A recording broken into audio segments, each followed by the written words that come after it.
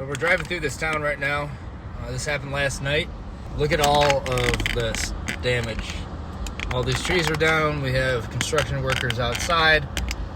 We have ComEd out here. We have a lot of things going on right now. Last night, town over got hit by a tornado. This is what the result is. I'm going to one of my friends' houses right now because they got slammed. We're gonna see what happened over there and figure out a situation where they are safe.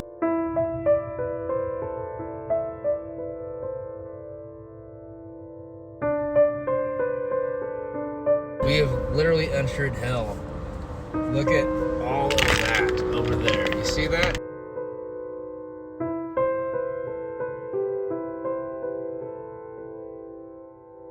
Oh my God. You see the camera crew out there? There's the news crew.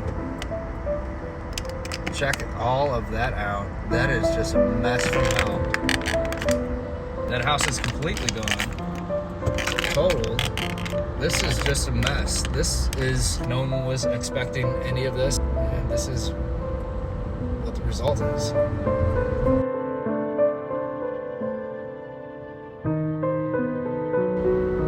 Chicago Care for the homeless. Look at that. They're out here. Holy shit.